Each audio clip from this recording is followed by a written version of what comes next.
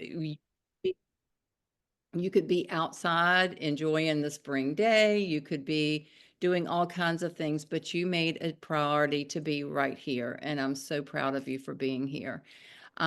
You are in this to win it. So it's April. So when I was thinking about what to talk about today, I thought April showers. If April showers bring May flowers, what will healthy habits bring? So that's what we're thinking about today. Have you stopped to think what a difference you'll see in May and the summer if we focus on healthy habits in April? Y'all, I was a teacher for 37 years, and I remember telling the parents of my sweet little students, don't let the summer slide take place with your children. Let's keep some healthy habits. Keep learning over the summer so they don't come back at a deficit in the fall. So, the same thing with us. Don't let spring and summer and vacation mentality um, ruin us, just sabotage us. I know with vacations, some of you are going to be on spring break next week. We think, oh, well, we're going to just splurge because it's summer vacation or spring break or whatever. It just happens once a year. I hear these comments all the time. I don't really want to miss out. I've worked so hard and all year. So this is just a fun, let your hair down kind of time, and we're just going to roll with it. Y'all, think about carpe diem. Enjoy in the present, not even thinking about the future. Don't go there. We need to build healthy habits right now so you can reach cruising altitude and soar through the summer. I love how in the Habits of Health, Dr. A talks about that. He says, starting this journey is much like an airplane leaving the ground. You have to have this big burst of energy to get up into the air. And then when you reach cruising altitude, it's kind of easy. And the same thing, we need to get to reach that cruising altitude so we can make it through the pitfalls of summer. So let's do that right now. And I've shared this before, but I'm going to share it again. Someone on one of the calls said, don't sabotage what you want the most for what you want in the moment. You want to reach your goals. You want a healthy BMI. You want to be able to play with your children. Go and revisit your why and dig in and go after them. My name is Donna Goulah, and I'm an independent certified coach with Actually, no, not. this before. I have this before picture, y'all, and this is it right here. This is me on August 12th, 2020. I was devastated. You can look at my face and I can just seeing this picture takes me back to that point. If you have not taken your before pictures after this call, go and take them. I can't tell you enough how important it is to have this picture because this is where it started. This is where I was before Optavia, and I never want to go back there again. Never. So that was my picture.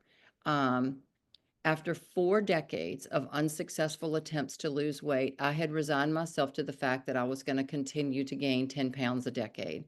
How did that happen? Like you, I used food and alcohol incorrectly.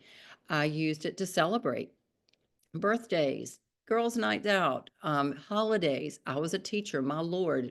People were always bringing something into the workroom, and there were temptations in our boxes every day, but that did not serve me well. So, celebrations is how I use food. Rewarding, I would reward myself at the end of a hard day, whether it was running here, there, and everywhere with my daughters.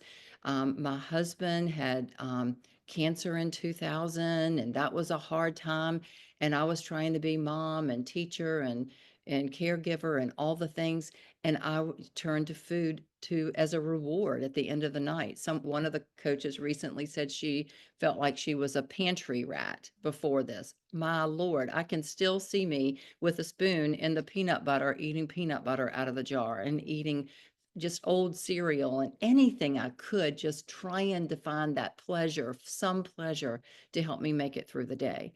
I used food and alcohol to numb. Life was so stressful.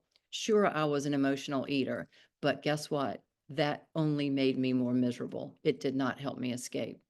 Then after my 60th birthday, I went to my annual physical, and afterwards I saw overweight on that portal. And I immediately started thinking, oh my gosh, I have heart disease, cancer, diabetes, all of those things in my family.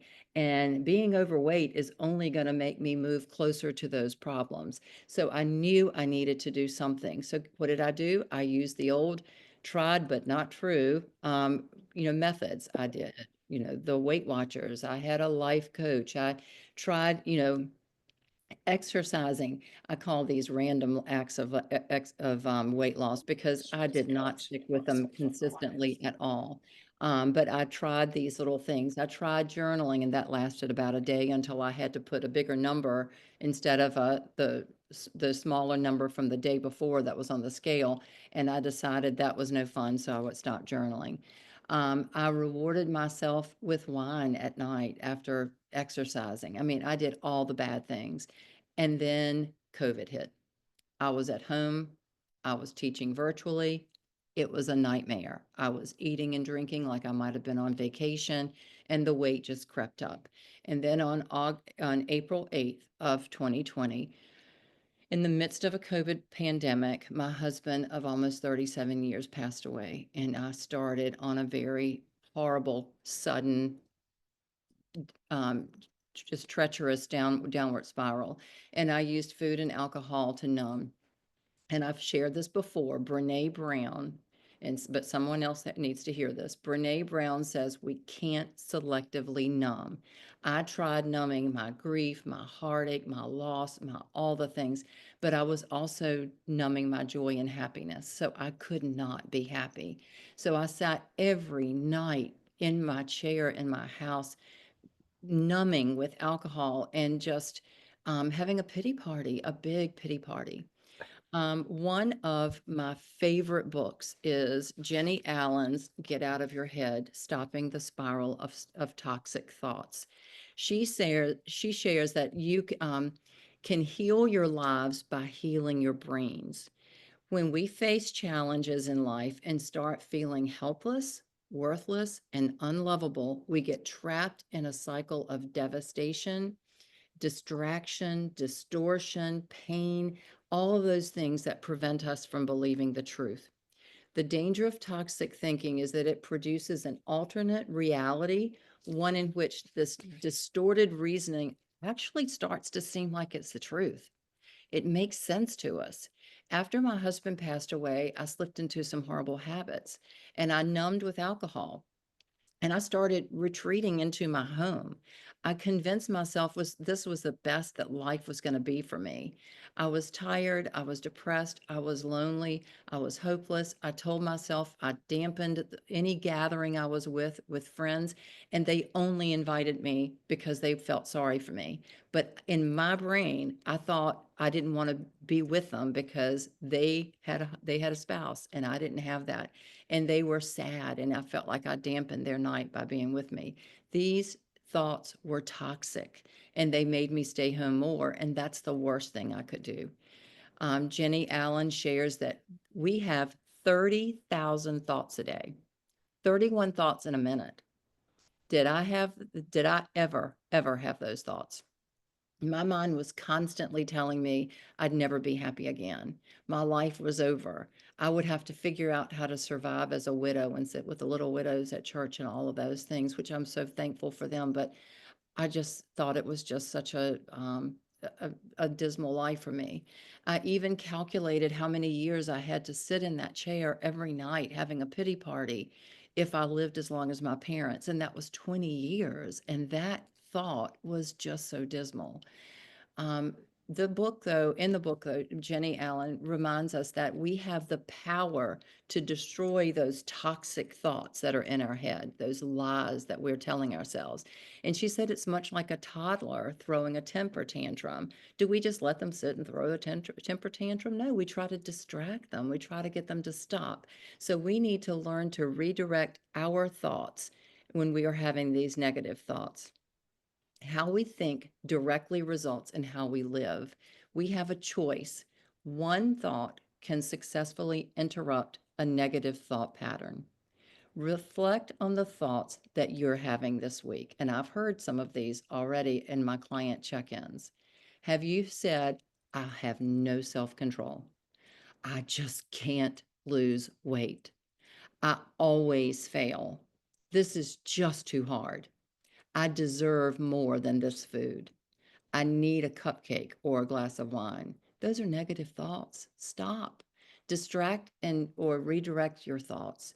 Dr. Dan Siegel shared, and I love this quote, where attention goes, neural firing flows and neural connection grows. And we'll say it again.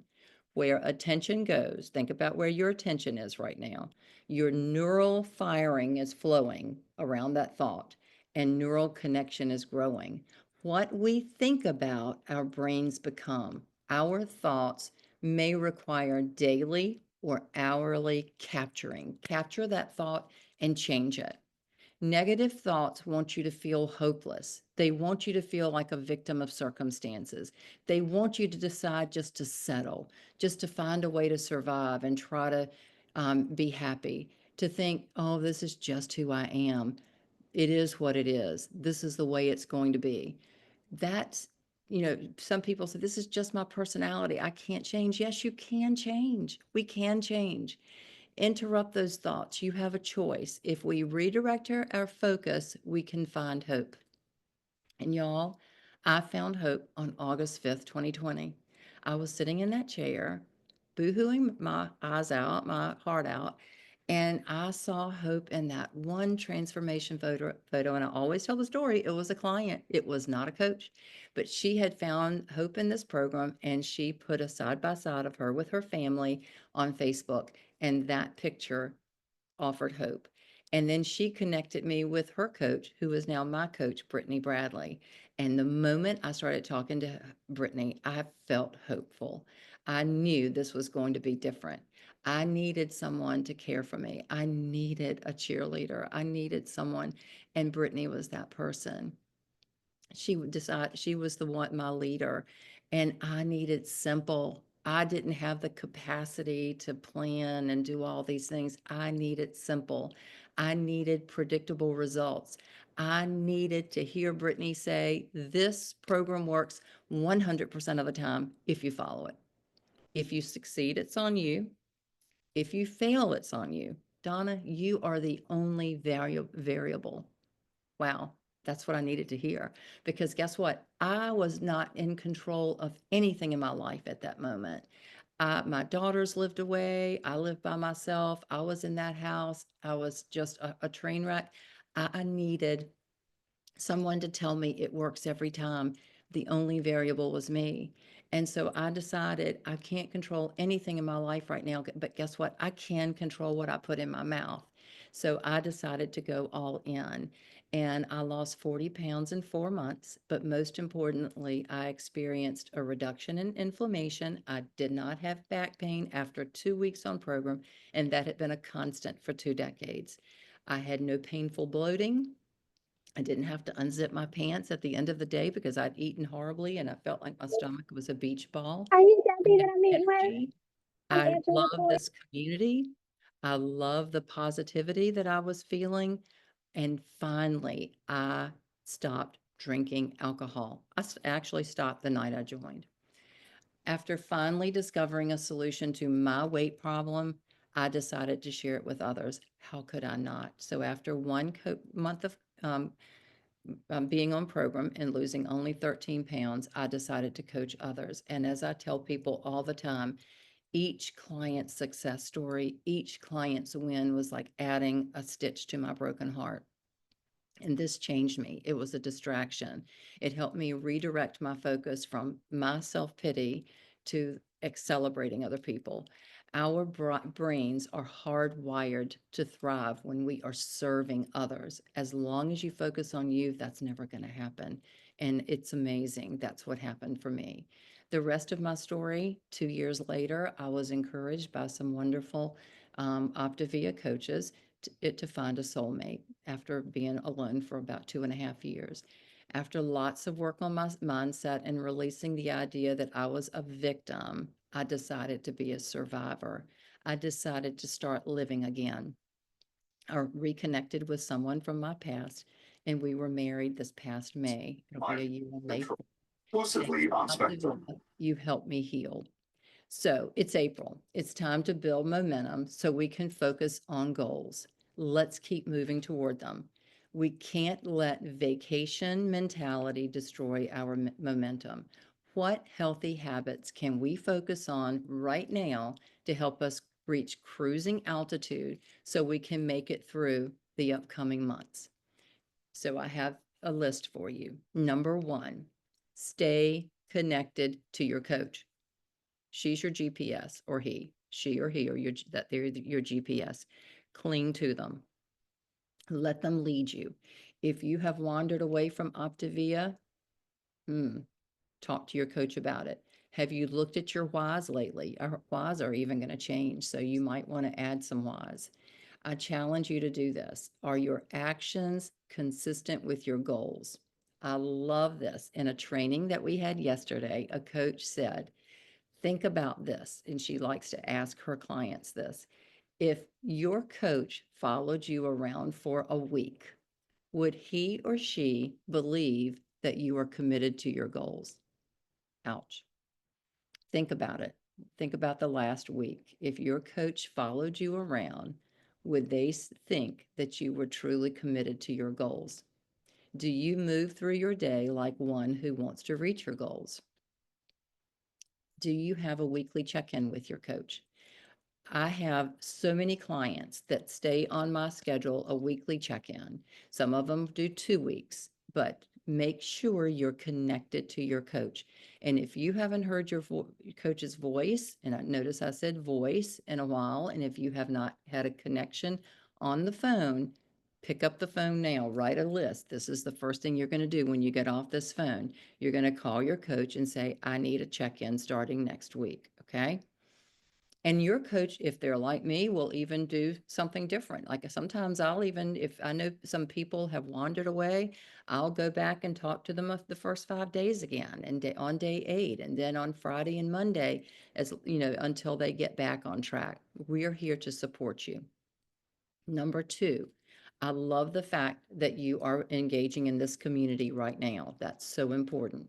So make sure you have a client support call as a rock in your schedule every week. We have Sunday Strong at 6. We have this call, and then we have Tuesday at 12:30, a shorter call. Those are all calls those are 3 options that you have every week. So make sure you're doing that. Fuel, these are fuel for your mind. I learn something every time I attend one of these. Jenny Allen encourages those with toxic thoughts to join a community. She said, our bodies are hardwired for connection with others. Bravo, you're here. We weren't made to celebrate victory alone, or to suffer hardship alone. We were made to reach out, connect, and stay tethered. I love that idea, staying tethered to a group. These are our people right here. If it isn't just comforting to have someone else in your corner, it's scientifically proven to heal and help you stay healthy. We are all here because we want to get healthy. We need to seek healthy to be healthy. Surround yourself with like-minded people. You are in the right place. Number 3, are you following plan? This is another thing to do in April. Think about it. If you have not gotten this book out recently, find it. Find it. This is your what is it, owner's manual, I guess. This is your roadmap right here. It tells you about your condiments. You might want to look at that list of condiments, because it's amazing how we start taking a little skinny syrup here, or a little sweetener here, or a little, I don't know, too many laughing cows or whatever. Look at your list of condiments. You might be surprised that you're getting way more than 3 condiments a day, and 3 is the limit, okay? But turn to the pages on your lean and green and make sure you are looking at the correct amount, and you're measuring your weight, your cooked protein. Use your book, okay? Um, are your fuelings on schedule? Are you setting a timer? Are you making sure you get all 5 in if you're in weight loss? Are you journaling? Journaling is so important. Are you weighing daily? Are you sharing your weight with your coach? Are you writing it down? Molly Thayer put on the client page the other day to make a little sheet like this, and I started it on April 1st. And I just wrote down the dates all the way through, and I'm doing my weight every day in April, so I can see it in one space. So I would maybe, grab that idea. Are you drinking your water? Are you having just one optional snack? So, another thing you can do with your weight is do a weight with a date. So think about it. This is the beginning of April, the end of April. Where do I want to be? If you don't have a goal, I just don't know that you're going to get there. So you need to set goals. Number 4, are you in your life book or in your habits of health? We have the Audible versions. You ask your coach and they can do that, or if somebody can put that in the chat, that would be wonderful. And then finally, number 5, are you prepared for success every day? Look at your schedule. Think about navigating through your schedule. Like I tell people all the time, not preparing is preparing to fail. And also, if it means enough to you, be as clever about finding a solution if your schedule is wacky as you are from making excuses. So I challenge you to do that. So make yourself a priority. We're building habits in April to help you have smooth sailing throughout the summer. I'm looking at your faces and I can almost read your thoughts. Sure, she can stay on plan, but I always fail. That's what I said for decades. You may be skeptical and have toxic thoughts. You might say, I have friends and they say that you'll gain your weight back when you stop the program. Yeah, you will. If you go back to eating pizza and drinking beer and then the next day you've got a few more bad habits creeping in, it's all about habits and you're going to go right back to that person you are. Do you want to be this person? Never, never do I want to be this person again. I left her behind on August 12th, 2020. I don't want this person again. Now, this is, I'm not the best at like pictures and all that. I don't know how to put them on the screen, but this is me last weekend. I went to a wedding. I was at my hometown. I knew there were going to be triggers because this is my life before and it was going to be hard. But I went through 3 nights of celebrations with no alcohol and staying on program. You can do hard things too. If you will, I don't know if you can see my face, huge, big difference there. You can be happy again. So remember, Dr. A says this is like a circle. One tiny sliver is weight loss, one tiny sliver is transition, and the rest of that is optimization. The only way you're going to fail is to quit. We are survivors. I often tell my friends, I feel like Optavia is like the misfit toys in Rudolph the Red-Nosed Reindeer. We've all been broken, but y'all, we can be healed. You are on your way right now. Allow this experience to help you one stitch at a time. So now it's time to hear from you. At this time, I am going to entertain questions, and I want you to, if you've never asked a question, if you are a new client, I would love to hear from you first. If you're a coach, I'd rather you wait and let clients go first. I know we're still clients as well if we're coaches, but I'd love to hear from clients first. I would love to know who your coach is, where you live, and then just go ahead with your questions. But if you connected with anything that I said today, please let me know and